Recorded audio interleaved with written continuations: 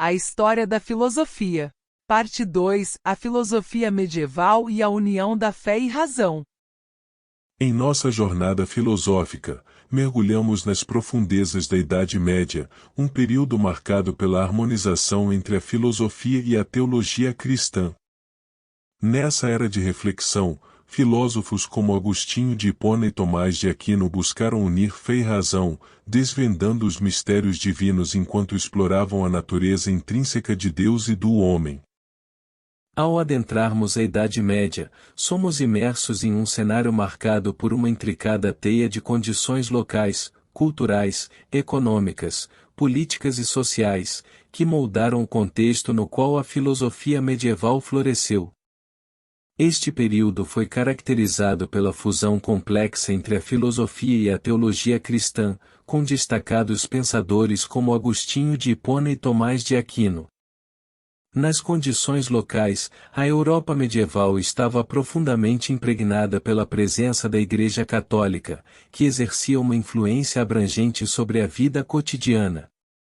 Cada vila, cidade e reino era permeado pela fé cristã, moldando as mentes e as práticas sociais.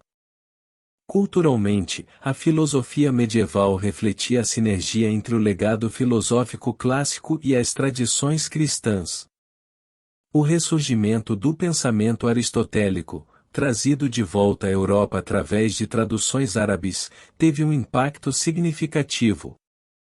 Essa fusão cultural deu origem a uma síntese única, onde as ideias antigas e as novas conviviam e se entrelaçavam.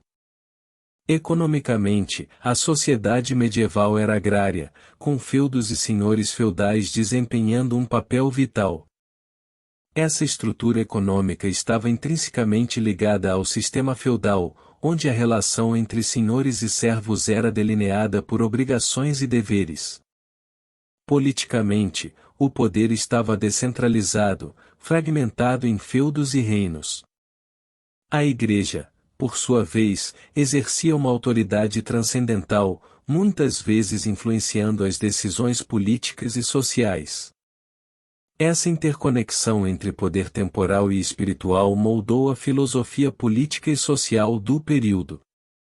Socialmente, a estratificação era evidente, com a sociedade medieval dividida em camadas distintas.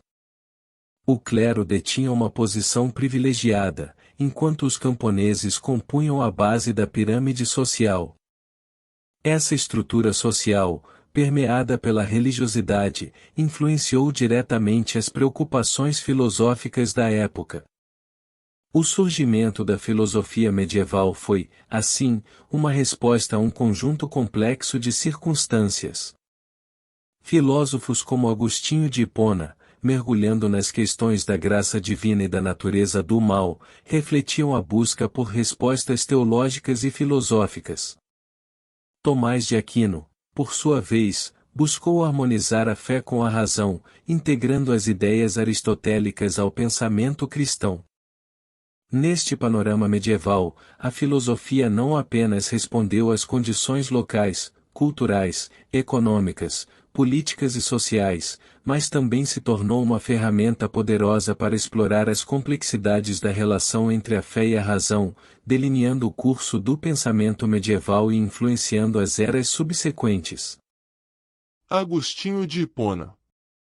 A jornada da fé e a busca da verdade. Imagine-se nas paisagens de Hipona, onde Agostinho, um dos grandes pensadores cristãos, traçou sua jornada filosófica. Sua obra Confissões revela a busca ardente pela verdade e a reconciliação com a fé cristã. Agostinho explorou o conceito de tempo, a natureza do mal e a relação do homem com Deus, oferecendo reflexões profundas que ressoam além dos séculos.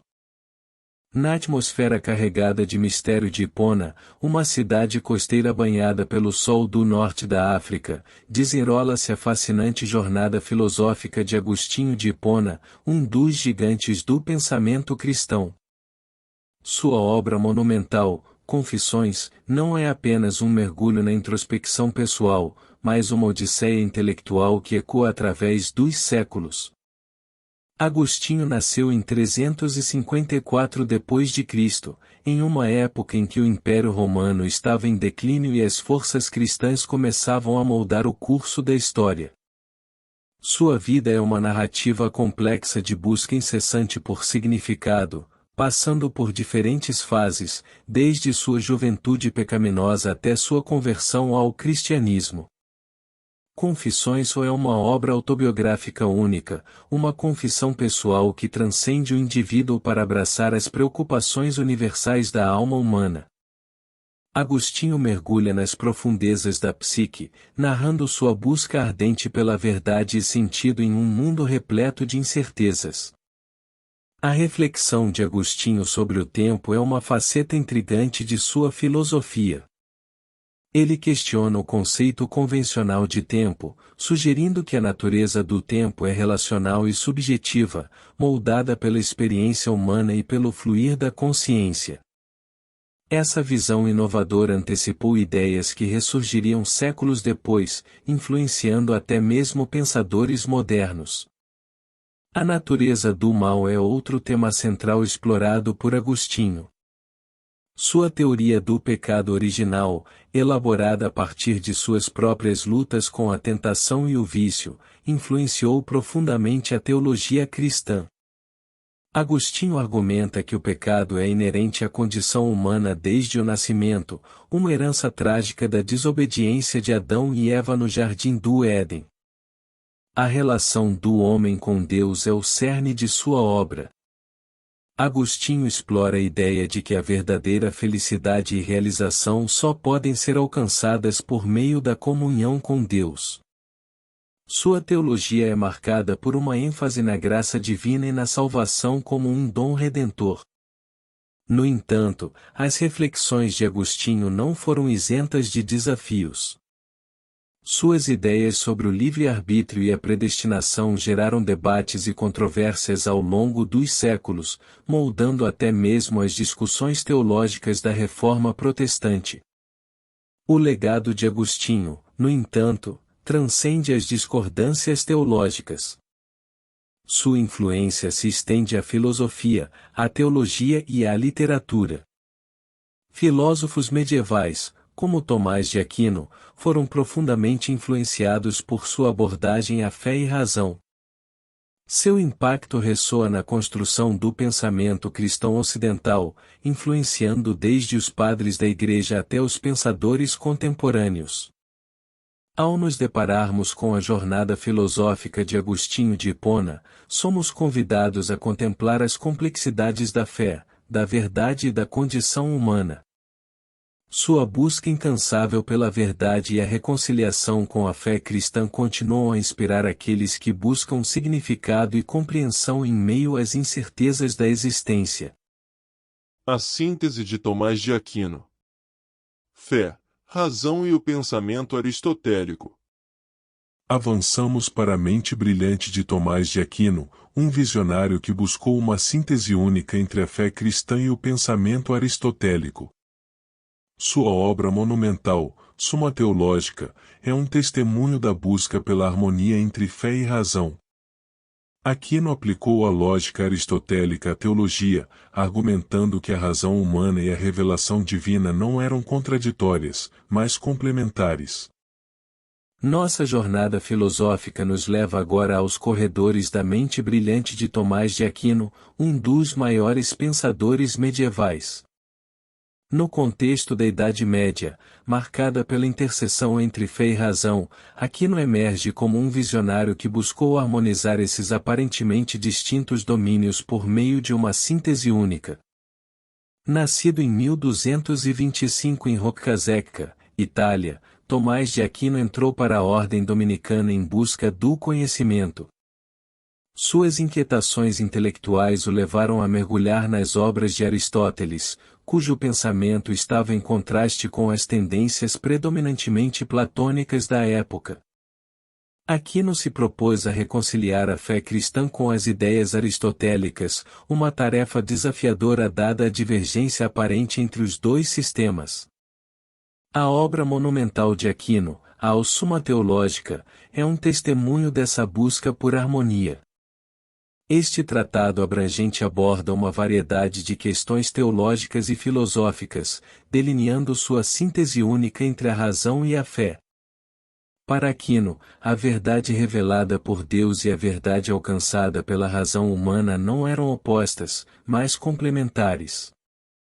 A base de sua síntese reside na aplicação da lógica aristotélica à teologia. Aquino argumenta que a razão humana, uma dádiva divina, é capaz de compreender aspectos do mundo e de Deus através da observação e reflexão. Ele defende que a fé e a razão, longe de serem antagonistas, colaboram para formar uma compreensão mais profunda e rica da verdade. Aquino distingue entre dois tipos de verdades: verdades que podem ser alcançadas pela razão, como a existência de Deus, e verdades que são reveladas através da fé, como os mistérios da Trindade.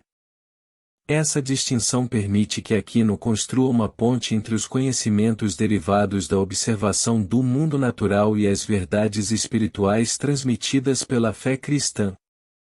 No entanto, as ideias de Aquino não foram aceitas sem desafios. Algumas autoridades eclesiásticas expressaram preocupações sobre a integração do pensamento pagão e aristotélico com a teologia cristã. Além disso, as interpretações de Aquino foram objeto de debates ao longo dos séculos, com algumas correntes do pensamento católico abraçando suas ideias, enquanto outras permaneciam mais cautelosas. O legado de Tomás de Aquino é notável. Sua síntese entre fé e razão influenciou profundamente o pensamento católico e a filosofia em geral. Sua abordagem metodológica e sua busca por uma compreensão coerente do mundo estabeleceram as bases para o desenvolvimento posterior da filosofia medieval. Além disso, Aquino introduziu conceitos fundamentais, como a lei natural, que ressoam em discussões éticas e políticas até os dias atuais.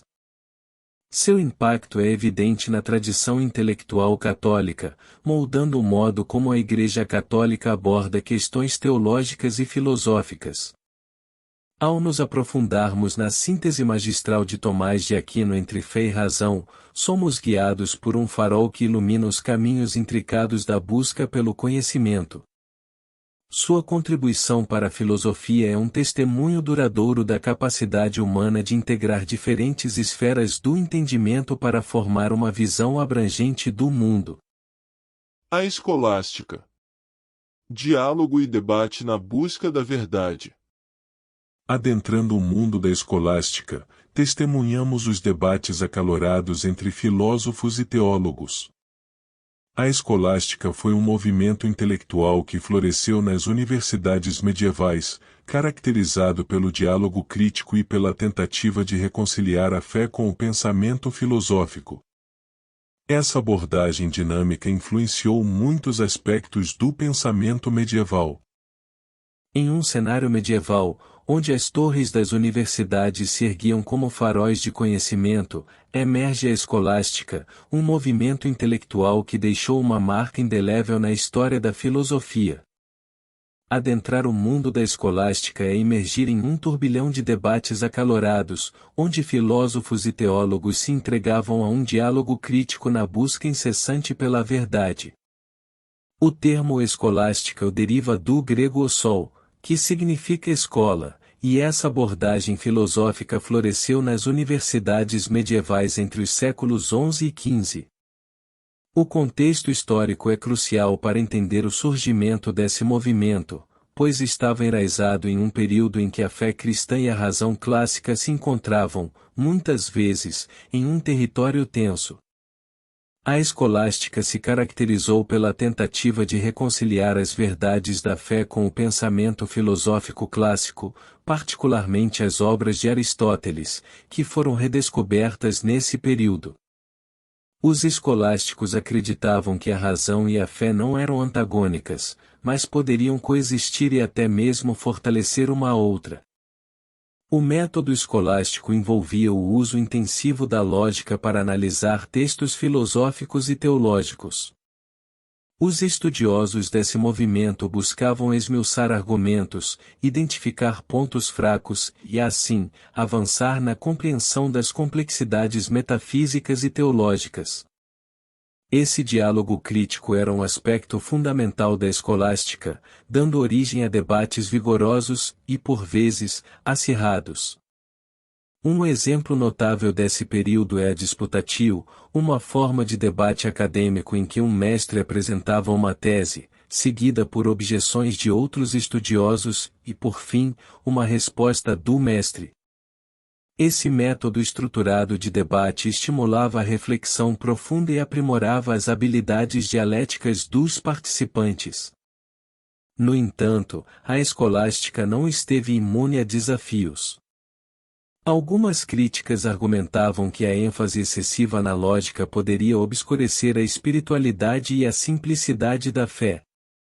Além disso, à medida que o tempo avançava, o ímpeto renovador inicial da escolástica começou a perder força, dando lugar a debates mais formais e complexos que, por vezes, afastavam-se das questões fundamentais. O legado da escolástica é significativo. Ela influenciou profundamente o pensamento medieval, deixando uma marca na teologia, na filosofia e até mesmo na educação. A ênfase no diálogo crítico e na busca pela verdade moldou a forma como as instituições acadêmicas operam, perpetuando a ideia de que a compreensão aprofundada é alcançada por meio do debate e da reflexão. Ao adentrar o mundo da escolástica, somos transportados para uma era de fervor intelectual, onde as mentes mais brilhantes da época se empenharam em conciliar a fé e a razão. Essa abordagem dinâmica, marcada por diálogos vigorosos e debates acalorados, continua a inspirar a busca pela verdade na filosofia e no pensamento acadêmico contemporâneo. A natureza de Deus. Entre a fé e a razão. A busca pela compreensão da natureza de Deus permeou as discussões filosóficas medievais.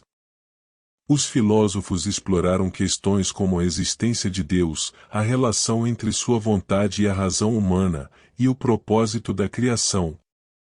Essas reflexões não eram apenas exercícios intelectuais, eram esforços para desvendar os mistérios da existência e fundamentar a fé. Na vastidão da Idade Média, onde as torres das grandes universidades se erguiam como sentinelas do conhecimento, os pensadores mergulhavam em profundas reflexões sobre a natureza de Deus. Essa busca pela compreensão divina permeou as discussões filosóficas medievais, representando não apenas um exercício intelectual, mas uma jornada espiritual intrincada.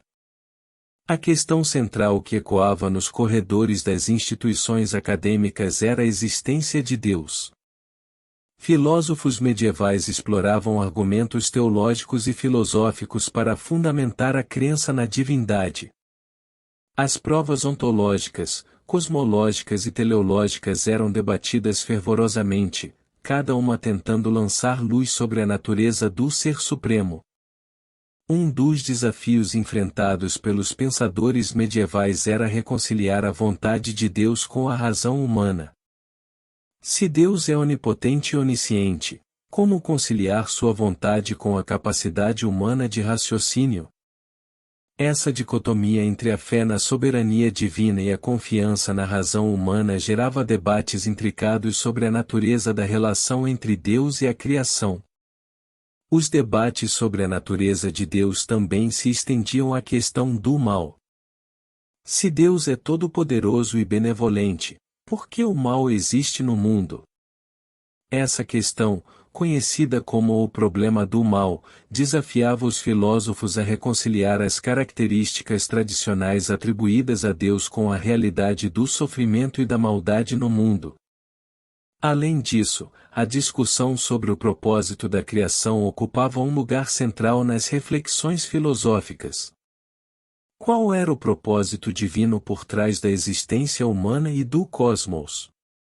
Os pensadores medievais exploravam as escrituras, a filosofia antiga e as tradições teológicas para compreender o significado mais profundo da criação. Esses esforços não estavam desvinculados da fé, pelo contrário, eram tentativas profundas de fundamentar e compreender a fé em um contexto intelectual rigoroso. As reflexões sobre a natureza de Deus não se limitavam às paredes das universidades, mas permeavam a vida cotidiana, moldando a espiritualidade e a cosmovisão das pessoas na Idade Média. Entretanto, não era uma busca isenta de desafios. O choque entre a fé revelada nas Escrituras e os princípios racionais muitas vezes gerava tensões, e as diferentes correntes teológicas divergiam em suas interpretações. O equilíbrio entre a fé e a razão era delicado, e os filósofos medievais enfrentavam a constante pressão de manter uma harmonia entre esses dois pilares. O legado dessa busca pela compreensão da natureza de Deus é imensurável. As discussões e debates da época moldaram a teologia cristã e influenciaram a abordagem da filosofia à religião. A riqueza dessas reflexões transcendeu o medieval, deixando uma herança que ressoa ainda hoje nas questões fundamentais sobre fé, razão e o significado último da existência humana. Ao explorar a natureza de Deus entre a fé e a razão na Idade Média, somos convidados a contemplar os mistérios divinos que continuam a intrigar e inspirar a busca humana pelo transcendental. O homem medieval. Entre a depravação e a busca pela salvação. Além das especulações divinas, a filosofia medieval voltou-se para a natureza humana. A visão sobre a condição humana oscilava entre a depravação devido ao pecado original e a busca pela salvação através da fé e das boas ações. Essas ponderações moldaram não apenas a compreensão medieval do homem, mas também influenciaram a ética e a moral da sociedade da época. Nos confins da Idade Média, onde os mosteiros se erguiam como guardiões do saber e os ideais teológicos permeavam todos os aspectos da vida, a filosofia voltou-se para uma indagação crucial da natureza do homem medieval. Nessa época, a visão sobre a condição humana era um terreno fértil para especulações filosóficas que oscilavam entre a depravação devido ao pecado original e a esperança de salvação pela fé e boas ações. A base para a compreensão do homem medieval estava enraizada na teologia cristã, especificamente no conceito do pecado original. Segundo essa crença, a humanidade herdou uma natureza decaída devido à transgressão de Adão e Eva no jardim do Éden. Essa visão pessimista da natureza humana afirmava que, por natureza, os seres humanos estavam propensos ao pecado e à corrupção. Entretanto, essa perspectiva sombria era contrabalançada pela crença na possibilidade de redenção. A filosofia medieval abraçava a ideia de que, apesar da depravação inerente, a salvação era alcançável através da fé em Deus e da prática de boas ações. O caminho para a salvação não era apenas uma jornada espiritual, era também uma jornada ética e moral, moldando profundamente a ética social e as normas de conduta da sociedade medieval. A Igreja Católica desempenhava um papel central nesse contexto. Ela oferecia as diretrizes para a busca da salvação, conduzindo as massas através dos sacramentos, da confissão e da obediência às leis morais estabelecidas. A vida cotidiana estava impregnada de um senso de dever moral, onde as ações eram vistas como determinantes para o destino eterno. No entanto, essa dualidade entre a depravação e a busca pela salvação também gerava dilemas filosóficos. O livre-arbítrio, por exemplo, tornou-se um tema de debate intenso. Se a natureza humana era inerentemente propensa ao pecado, como conciliar isso com a ideia de que os indivíduos tinham o poder de escolher entre o bem e o mal? Essas ponderações sobre o homem medieval ecoavam nas praças das cidades e nas pedras frias dos mosteiros. A filosofia, muitas vezes entrelaçada com a teologia, influenciava não apenas os debates intelectuais nas universidades, mas também as práticas diárias e as estruturas sociais.